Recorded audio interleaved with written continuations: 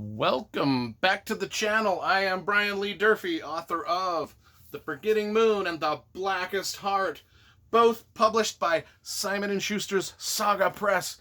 Today I'm going to be reviewing the Hugo Award-winning sequel to Ender's Game. That is the classic science fiction novel Speaker for the Dead by Orson Scott Card. All right, man, this book is dynamite. Let's talk about this. The cover, we always review the covers first, and then we're going to get into a little bit of the history of the novel, and then the novel itself. So let's talk about the cover. It's pretty cool. I like it. This cover has absolutely nothing to do with the story, but it's still a pretty good cover. I mean, it's iconic. This is the original hardcover, and then the paperback. They didn't change it. It's working. It's working. If it's working, if it's not broken, don't fix it, folks. It's a good cover. It's a good cover. What's some of the history of this? Did you guys know that this was actually Orson Scott Card's idea for this book actually came before Ender's Game? He had the idea that he wanted to write a book about alien species that kind of had to almost murder each other to procreate.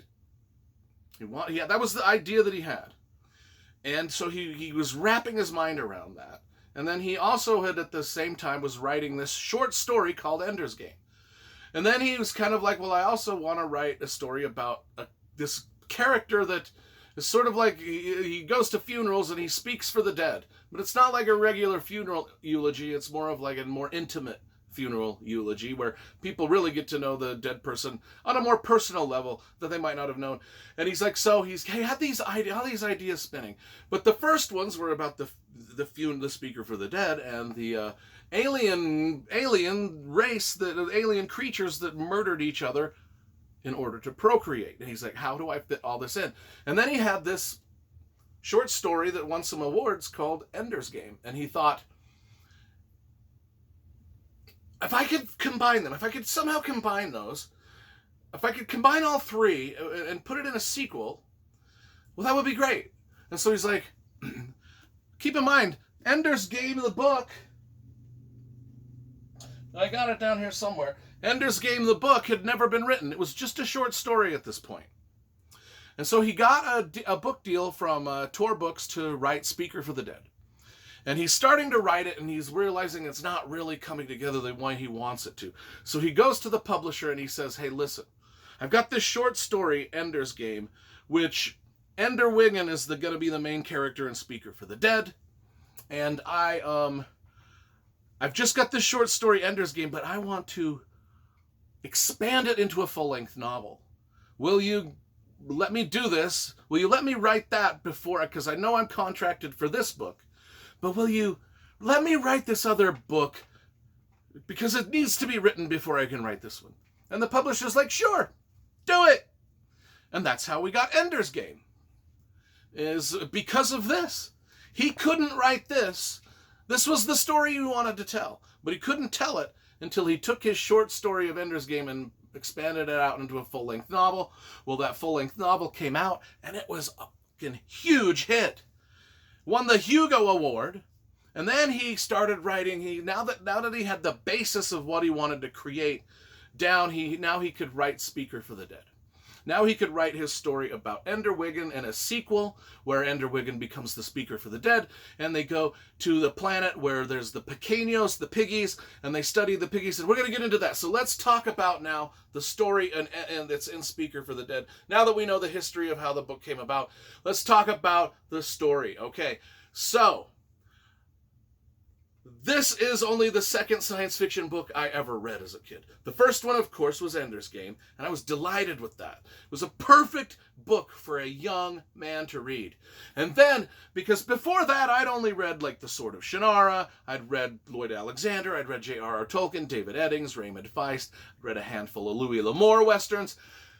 I'd never read science fiction, so I read Ender's Game, and my mind was like, oh my gosh, that was great. I loved science fiction now. And so I picked up Ender's Game. Oh my God. This was the book that blew my mind. More so than any book I'd read before, even above and beyond Lord of the Rings. Even though Lord of the Rings has some amazing world building and some amazing things going into it, as do to all the other fantasy books I'd read, and even the Louis L'Amour westerns were kind of like western fantasies. Nothing had compared to what I was about to experience in Speaker for the Dead. This thing, I was shocked, because I had never read any book that had opened my mind up to so many scientific possibilities and so many things. Not only that, but there's parts of this book where I was horrified. I was literally horrified. Nothing in anything I had read before that had, like, literally scared the shit out of me, like stuff that happened in Speaker for the Dead. And right from the get-go, too, right from the get-go, we have got this situation where Ender Wiggin, at the end of Ender's Game, spoiler stuff for Ender's Game, Ender Wiggin at the end of Ender's Game, he destroys the entire alien species called the Buggers. And he feels very guilty about that. And so does most of humanity. Well, anyway, they find a new alien species. They call them the Pequeños. They're on this remote planet. And so they send people out to study the Pequeños. So they put a colony on the planet to study the Pequeños. They call them piggies, Pequeños, but don't really mess with them much. Just study them from afar. Don't really get involved with any of their stuff or their lively. And so we find out right away that the Pequeños are weird. I mean, horrifyingly weird. Torturously weird. I mean, this is where Orson Scott Card got to put in his idea of an alien species that had to ritually murder each other in order to procreate. And when I tell you ritually murder each other, I'm telling you, they like splay them out. And this is what horrified me as a kid. When I read this, I had not read anything like it yet. Splay their friends out, remove their organs one by one, and ritually and almost sacredly, while they're alive, take those organs out and spread them out in a ritualistic pattern across the ground for purposes that I don't want to spoil for those of you that haven't read it, but there's plant life involved, there's rebirth involved in this ritualistic killing, and there's much like sacredness, tenderness, and love involved in this. But to me, I was horrified, especially when they took one of the humans, when the Pequeños took one of the humans in the very beginning of this book and ritually killed that human also, and I was just like, my heart was pounding in my chest. Heart was pounding in my chest. And then there are even bigger science fiction ideas sprung upon me that I didn't know of as a kid. Like, the only thing I knew about light speed as a kid was from Star Wars, when Han Solo fires up the Millennium Falcon and they just whoosh, and the stars go whoosh. That's all I knew about light speed.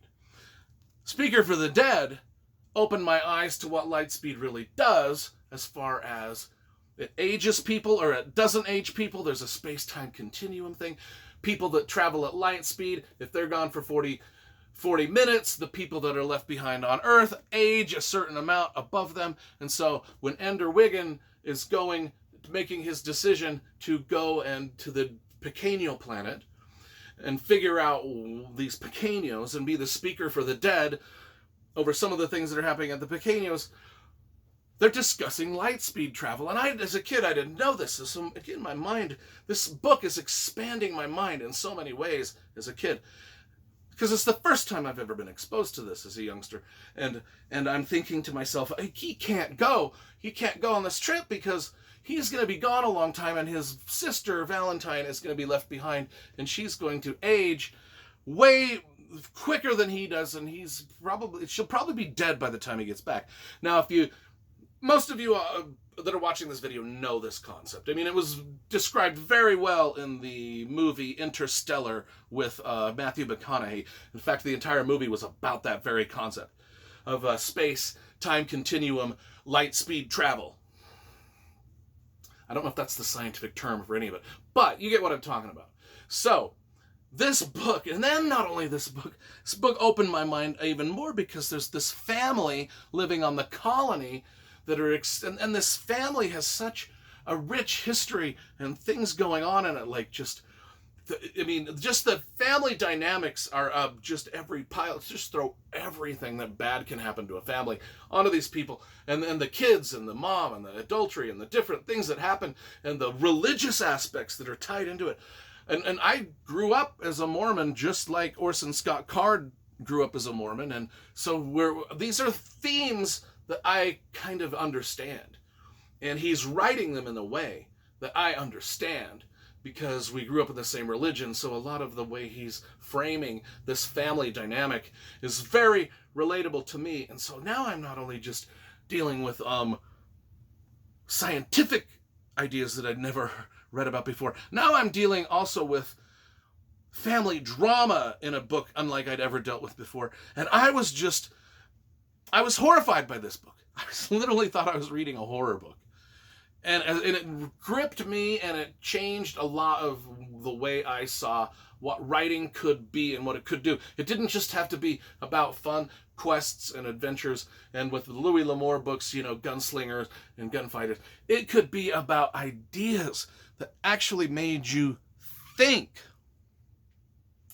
That's why I loved this book so much. And I still do.